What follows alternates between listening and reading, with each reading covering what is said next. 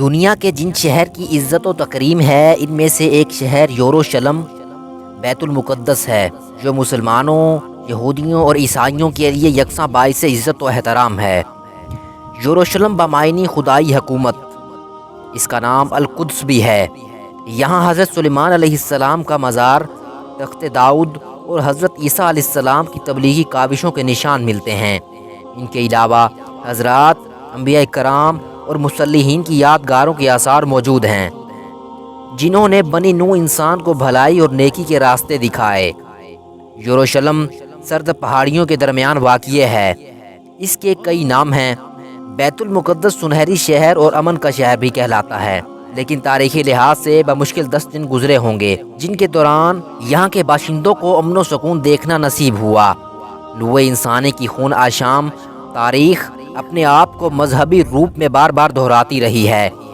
یہاں ہونے والی لڑائیوں کا شمار ممکن نہیں، اور یہاں مرنے والوں اور مجروح ہونے والوں کی گنتی انسانی ذہن کو تھکا دے گی۔ بیت المقدس کی تاریخ اتنی ہی قدیم ہے جس قدر کے نسل انسانی اور اس کی تاریخ۔ یہ مقدس شہر کتنی ہی بار اجڑا اور پھر اسی تابانی کے ساتھ آباد ہوا۔ حملہ آوروں نے کئی بار اس کی اینٹ سے اینٹ بجا دی، مگر آباد کاروں نے پھر اس جوش و خروش سے تعمیر و مرمت میں حصہ لیا۔ یہودی اس شہر کو خدائی مسکن کہتے ہیں۔ ان کا عقیدہ ہے کہ یہ شہر قیامت تک قائم رہے گا۔ روما کے متعلق اطالویوں کا بھی یہی عقیدہ ہے۔ اس شہر میں اسلامی، مسیحی اور اسرائیلی تاریخ آثار بکثرت ہیں۔ سب سے پہلے حضرت داؤد علیہ السلام نے اس شہر کو فتح کر کے اپنا دارالسلطنت بنایا۔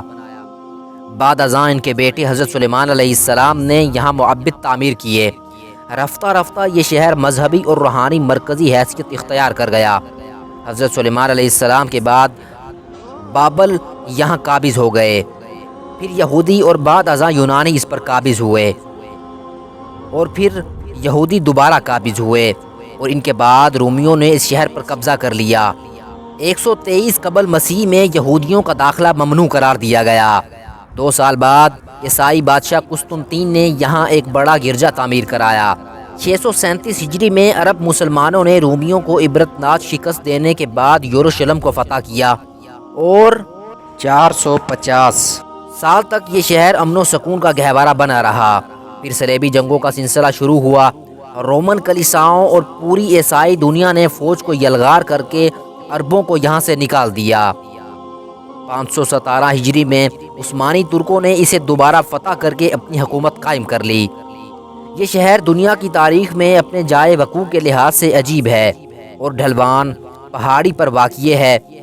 اس کی حیثیت ایک جزیرے کی سی ہے جو جنوب مشرقی کونے کے علاوہ پہاڑیوں میں گھرا ہوا ہے، جسے ایک وادی 2 حصوں میں تقسیم کرتی ہے جہاں شہر آباد ہے۔ اس تباہی کے 70 سال بعد خسرو شاہ ایران کی کوششوں سے از سرنو ہیکل کی تعمیر ہوئی، جو 7 سال کی مدت میں پوری ہوئی۔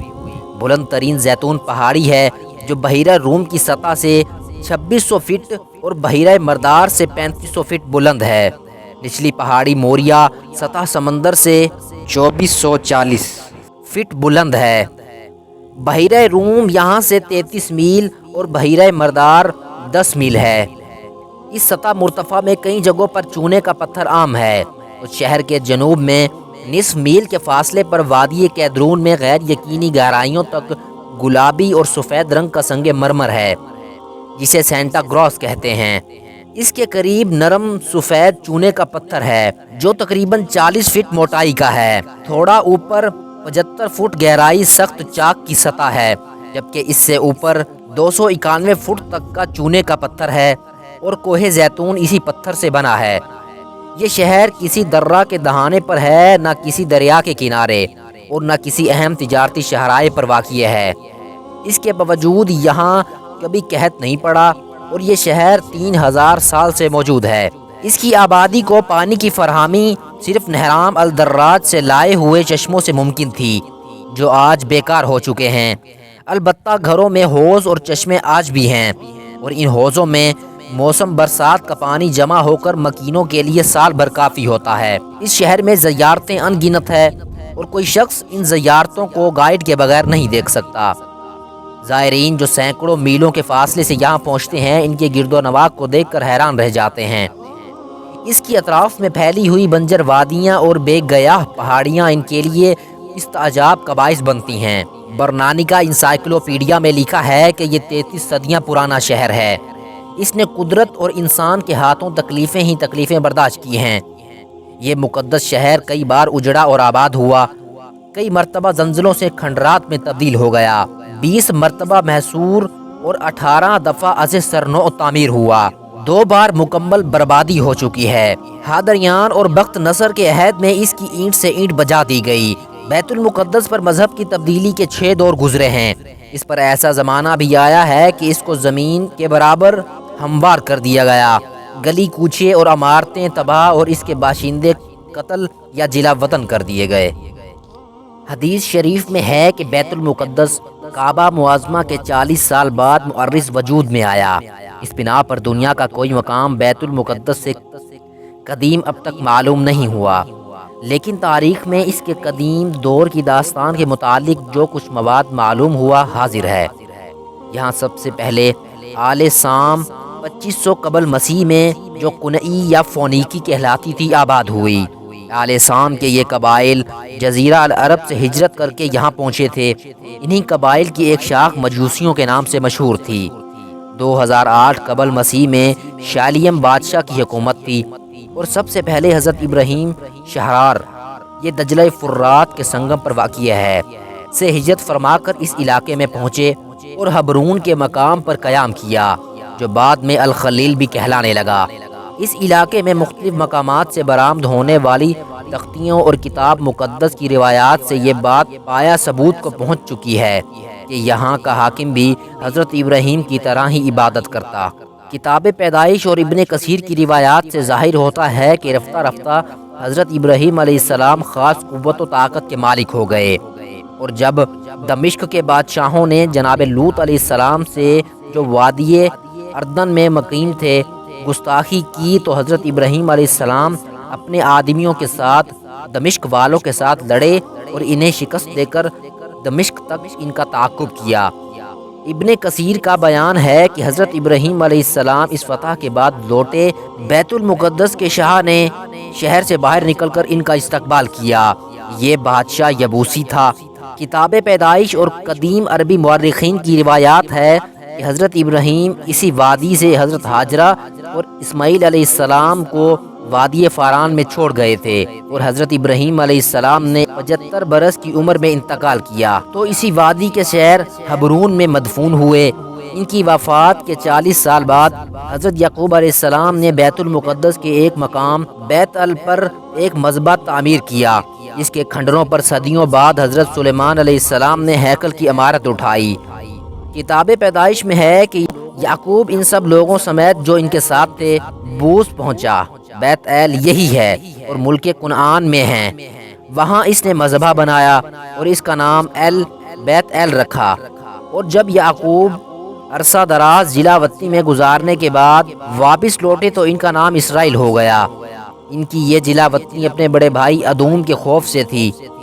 جب وہ بھائی سے مطمئن ہو گئے اور واپس آئے تو بھائی ادوم نے احسار کرتے ہوئے ادومیہ کی طرف پسپائی کی۔